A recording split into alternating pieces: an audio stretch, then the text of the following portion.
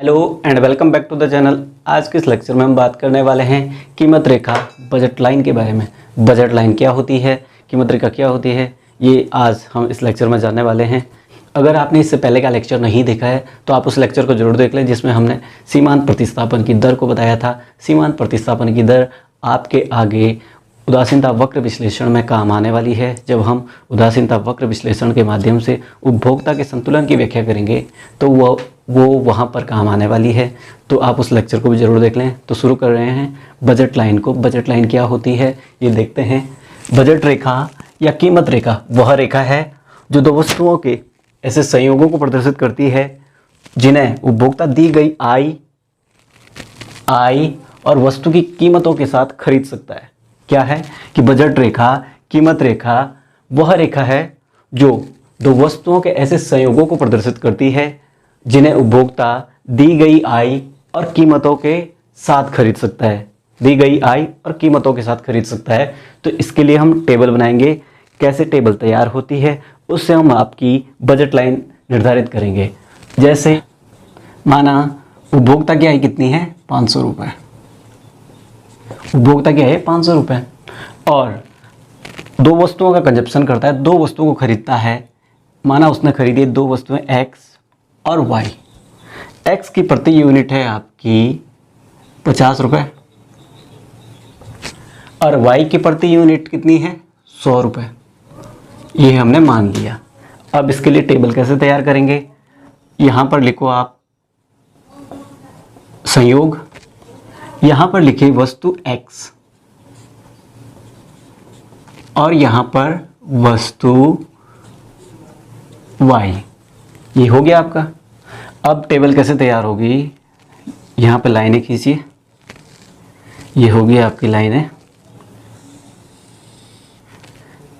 ये आपका इस तरह से टेबल बनेगी। अब आपने पहले संयोग देखा, माना पहला संयोग A है। वस्तु X की अगर आपने कोई भी यूनिट नहीं खरीदी तो Y की कितनी यूनिट खरीद पाएंगे आप, 5 यूनिट है, क्योंकि Y की एक यूनिट कितने की है, 100 रुपये की, और 500 रुपये में कितनी यूनिटें खरीदी जाएंगी, 5 यूनिट है। अब अगर B संयोग लें, हम B संयोग करें और अगर आपने वस्तु X की 2 यूनिट खरीद ली, वस्तु X की 2 यूनिटें खरीद ली, 50 रुपये की एक यूनिट है, 2 यूनिटें कितने की हो जाएगी, 100 रुपये की। 100 रुपये की हो जाएगी तो अब बचे हैं 400 रुपये। तो Y यूनिट की कितनी खरीदी जाएंगी, 4 यूनिटें। तो Y यूनिटें कितनी खरीदी जाएंगी, 4 यूनिटें। अब C संयोग की बात करते हैं। अगर X वस्तु की अब 4 यूनिटें खरीदी हैं, X वस्तु की 4 यूनिटें खरीदी हैं तो कितने की हो जाएगी, एक यूनिट 50 रुपये की है तो 4 यूनिटें कितने की हो जाएगी, 200 रुपये की। तो Y की कितनी खरीद पाएंगे, 3 यूनिट है, क्योंकि अब 300 रुपये बचे हैं और Y यूनिट 100 रुपये की है तो 3 हो जाएंगी। अब अगर D संयोग की बात करें, ये आपका D संयोग, तो D संयोग अगर आपने खरीदी है, इसकी 6 वस्तुएं, 6 यूनिट खरीदी हैं तो ये कितने की हो जाएगी, 300 की। और अब Y की आप सिर्फ और सिर्फ 2 यूनिट खरीद सकते हैं। अब E संयोग की बात करते हैं। E संयोग अगर आपने खरीदी है X की 8 यूनिट्स, X की 8 यूनिटें खरीदी है तो ये 400 की होगी और ये कितने की हो जाएगी, ये कितनी बचेगी, अब एक खरीद पाएंगे क्योंकि 100 ही रुपये बचे हैं Y के लिए। अब F संयोग की बात करते हैं। F संयोग अगर आपने खरीदी है X की 10 यूनिटें तो Y की कितनी यूनिट खरीद पाएंगे, Y की खरीद पाएंगे आप 0 यूनिटें। तो इस तरह से टेबल तैयार होगी। ये आपकी टेबल तैयार हो गई है। अगर हम इस टेबल को एक ग्राफ में देखें, इस टेबल को अब हम एक ग्राफ में देखते हैं, तो ये आपका ग्राफ तैयार करते हैं।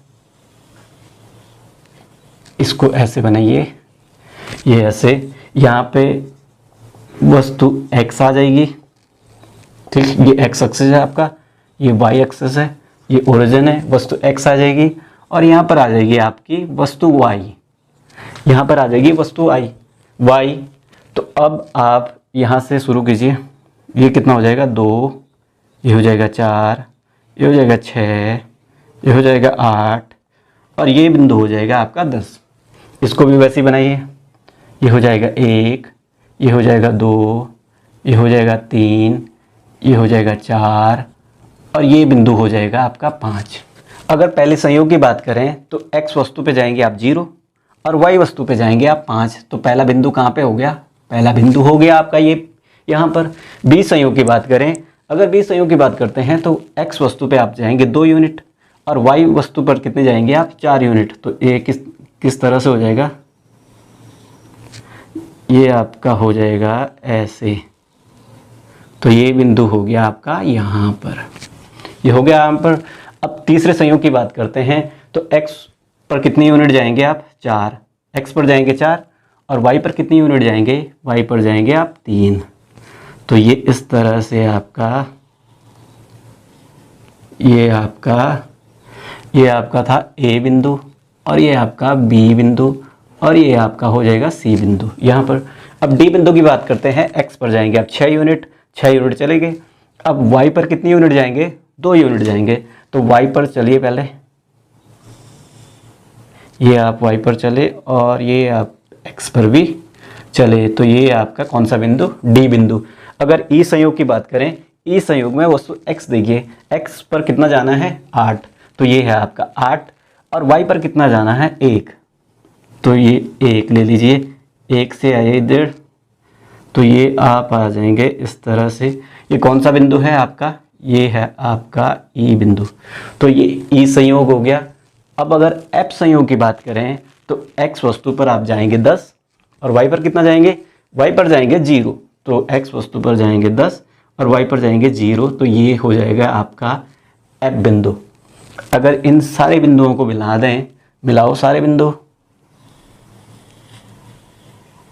अगर ये सारे बिंदु मिलाएं तो ये इस तरह से आपकी कौन सी रेखा हो जाएगी? ये आपकी हो जाएगी P और L, यानी प्राइस लाइन। ये हो जाएगी आपकी PL और ये हमेशा ऋणात्मक ढाल वाली होगी। ऋणात्मक ढाल वाली क्यों होती है? क्योंकि हम दूसरी वस्तु लेने के लिए पहली वस्तु का त्याग कर देते हैं।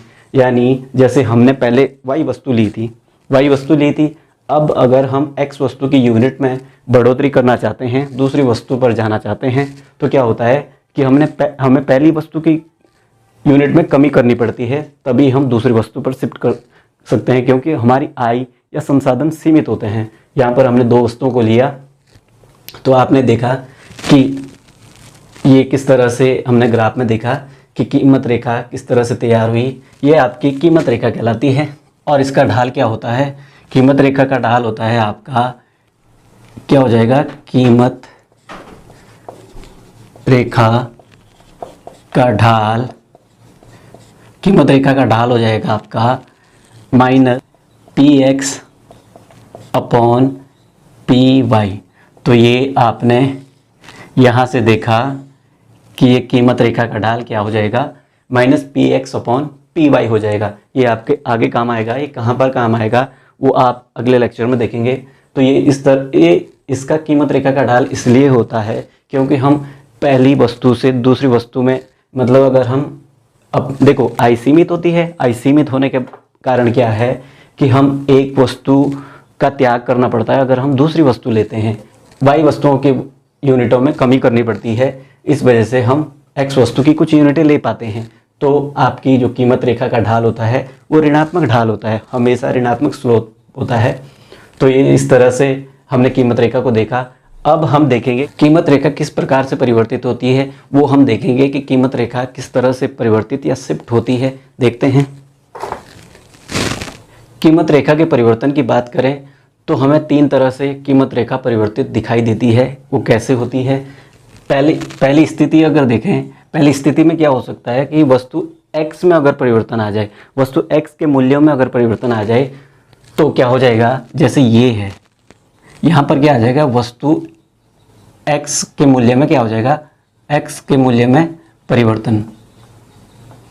अगर वस्तु x के मूल्य में परिवर्तन आ जाता है तो कीमत रेखा कैसे बदल जाएगी? ये है आपकी, ये आपका x एक्सिस और ये ओरिजिन है और ये आपका y एक्सिस है। ये आपकी मेन कीमत लाइन है, मेन प्राइस लाइन है। कौन सी है? ये आपकी और L। अगर x वस्तु के मूल्य परिवर्तन हो जाए, x वस्तु के मूल्य में परिवर्तन हो जाए, मूल्य में दो प्रकार से परिवर्तन हो सकता है, या तो मूल्य घट सकते हैं या मूल्य बढ़ सकते हैं। अगर मूल्य घट गए तो पहले इतनी वस्तुएं x की ले रहे थे, यहाँ पर क्या आ जाएगा x, और यहाँ पर कौन सी वस्तु है, y वस्तु है। तो पहले यहाँ तक ले रहे थे, इतनी वस्तुएं ले पा रहे थे। अगर x वस्तु के मूल्य में कमी आती है तो प्राइस लाइन ऐसे आगे हो जाएगी। तो अब कितना हो जाएगा, L1 तक पहुंच जाएगी प्राइस लाइन। अगर x वस्तु के मूल्य बढ़ जाते हैं, x वस्तु के अगर मूल्य बढ़ जाते हैं तो पहले इतनी ली जा रही थी, अब क्या हो जाएगा कि ये इस तरह से कम हो जाएगा। अब ये हो जाएगा L2। पहले जो मेन प्राइस लाइन थी वो थी PL। अगर प्राइस में कमी आई तो प्राइस लाइन क्या हो जाएगी, P और L1। अगर मूल्य बढ़ जाते हैं तो प्राइस लाइन क्या हो जाएगी, P और L2। ये हो गई पहली स्थिति की बात। अगर दूसरी स्थिति की बात करें, दूसरी स्थिति क्या हो सकती है, वस्तु y के मूल्य में परिवर्तन, y के मूल्य में भी तो परिवर्तन आ सकता है, सिर्फ x वस्तु के मूल्य में थोड़ा ना परिवर्तन आ सकता है। y वस्तु के मूल्य में भी परिवर्तन आ सकता है। y वस्तु के मूल्य में अगर परिवर्तन आएगा तो कैसे होगा, ये है आपका ग्राफ, ये आपका ओरिजिन है, ये आपका x एक्सिस है, ये आपका y एक्सिस है। यहाँ पर y वस्तु है, यहाँ पर x वस्तु है। ये हो गया, ये आपकी मेन प्राइस लाइन है, ये आपकी P है, ये आपकी L है। अगर y वस्तु के मूल्य में परिवर्तन आता है, मूल्य घट जाते हैं तो y वस्तु ज़्यादा लेंगे तो ये ऊपर की तरफ चला जाएगा, तो ये क्या हो जाएगा, P1। अगर y वस्तु के प्राइस बढ़ जाते हैं तो हम पहले ज़्यादा ले पा रहे थे, तो अब क्या है, कम ले पाएंगे, तो ये हो जाएगी P2। तो इस तरह से अब प्राइस लाइन क्या हो जाएगी, P2 और L। तो ये दूसरा संयोग हो गया। अगर तीसरी स्थिति की बात करें, तीसरी स्थिति की बात करते हैं, ये है आपकी तीसरी स्थिति। तीसरी स्थिति में क्या हो सकता है कि I अगर बढ़ जाए, I या मूल्य बढ़ या घट जाए तो क्या हो सकता है। अब देखो, ये है आपकी, ये आपका x एक्सिस, ये आपका y एक्सिस, ये ओरिजिन हो गया। यहाँ पर वस्तु y है और यहाँ पर वस्तु x है। तो ये हो गया इस तरह से। ये मेन प्राइस लाइन है, ये आपकी P और L। अगर I बढ़ जाती है तो ये प्राइस लाइन शिफ्ट होकर के कहाँ चली जाएगी, P1 L1 पर। अगर I कम हो जाती है तो प्राइस लाइन शिफ्ट होकर के नीचे आ जाएगी, तो ये हो जाएगी P2 L2। तो इस तरह से हमने प्राइस लाइन की, यानी बजट रेखा, कीमत रेखा की स्थितियां देखी। इस तरह से प्राइस लाइन, कीमत रेखा की स्थितियां बनती है। उम्मीद है आपको ये लेक्चर समझ में आया होगा। इसके बाद जो हम बात करेंगे उपभोक्ता संतुलन की, कि उपभोक्ता का संतुलन कैसे होता है उदासीनता वक्र विश्लेषण के माध्यम से, तो अगले लेक्चर में हम वो डिस्कस करने वाले हैं। धन्यवाद।